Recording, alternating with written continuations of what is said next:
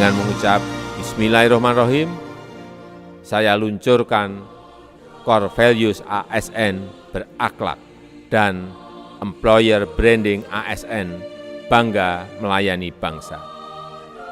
Kami dari Direktorat Jenderal Perundingan Perdagangan Internasional berkomitmen menegakkan nilai ASN berakhlak serta membangun zona integritas.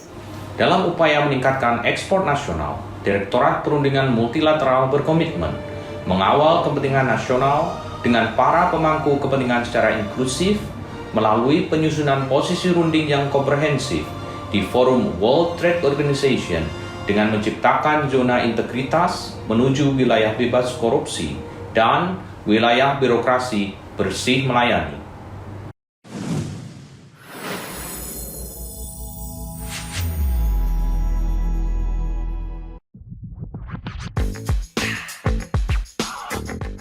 Enam perubahan menuju zona integritas. 1. Manajemen perubahan. Hal tersebut diaplikasikan melalui pembentukan Tim Kerja Pembangunan Zona Integritas atau ZI, penyusunan rencana ZI, pemantauan dan evaluasi, dan perubahan pola pikir dan pengejawantahan nilai ASN berakhlak berorientasi pelayanan akuntabel, kompeten, harmonis, loyal, adaptif, dan kolaboratif. 2. Penataan tata laksana. Direktorat Perundingan Multilateral memanfaatkan teknologi informasi dalam melakukan tugas operasional, seperti persuratan melalui e-office atau tata naskah dinas elektronik atau TNDE, e-monitoring kinerja pegawai melalui sistem informasi kepegawaian atau SIPEK, platform dokumentasi bahan posisi nasional terkait perundingan perdagangan melalui SIPRunding, serta pemanfaatan teknologi lainnya yang menunjang kinerja Direktorat Perundingan Multilateral seperti penggunaan media Zoom untuk pelaksanaan pertemuan virtual. 3. Penataan sistem manajemen sumber daya manusia.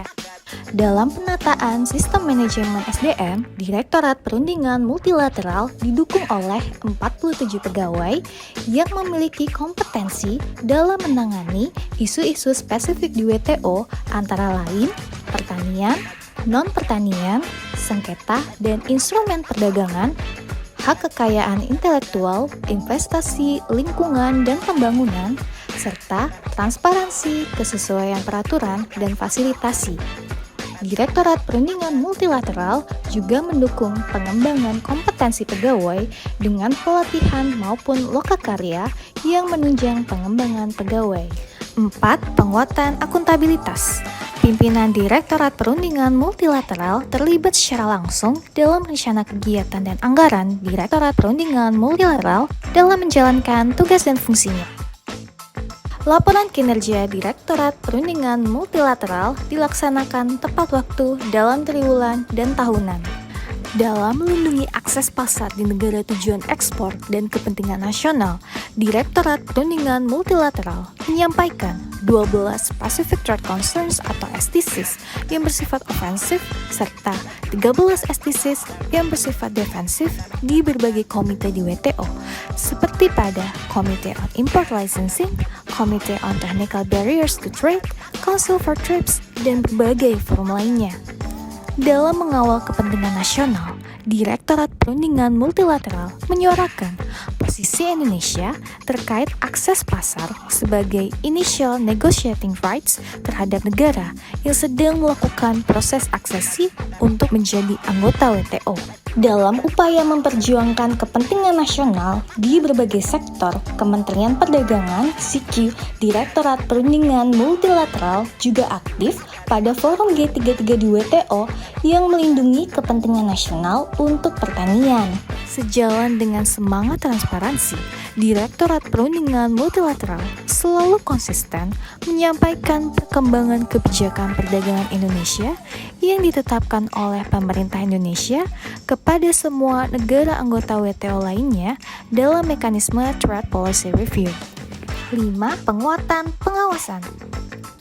Direktorat Perundingan Multilateral terus melakukan penguatan pengawasan melalui pengendalian gratifikasi, benturan kepentingan, sistem pengendalian internal pemerintah atau SPIP, penanganan pengaduan masyarakat, dan whistleblowing system atau WBS. 6. Peningkatan kualitas pelayanan publik. Dalam rangka meningkatkan kualitas pelayanan publik, Direktorat Perundingan Multilateral berperan aktif dalam menyampaikan informasi dan mensosialisasikan perkembangan perundingan perdagangan multilateral melalui dialog dengan stakeholder pada konsultasi publik dan sosial media Instagram @dpm_Kemendak. Inovasi. Dalam perumusan posisi runding nasional di WTO yang inklusif, Direktorat Perundingan Multilateral melibatkan stakeholder non-pemerintah seperti akademisi, asosiasi pengusaha, serta lembaga non-pemerintah.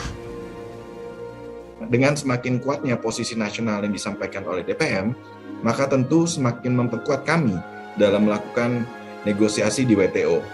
Terima kasih DPM dan semoga DPM sukses terus.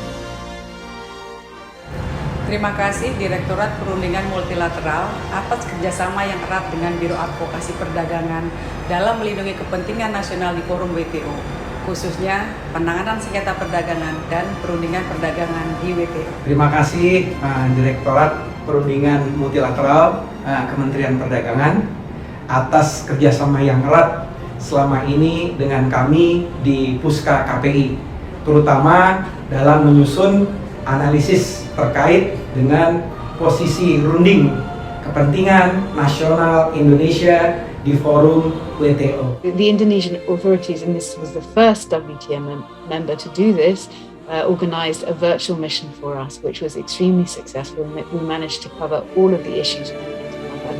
And we were able to finish our report on time for the trade policy review of Indonesia, which took place in December of 2020. And with a very cooperative government. No delays, high quality comments on our drafts, so we are fully satisfied. Kami menyampaikan apresiasi yang setinggi-tingginya kepada Direktorat Perundingan Multilateral Kementerian Perdagangan atas keterbukaannya dalam mengikutsertakan komunitas pelaku usaha Indonesia dalam proses perundingan multilateral. Kami berterima kasih secara khusus kepada rekan-rekan di DPM yang telah memperjuangkan kepentingan pelaku usaha Indonesia di forum WTO. Sukses selalu DPM. Direktorat Perundingan Multilateral berakhlak dan bangga melayani.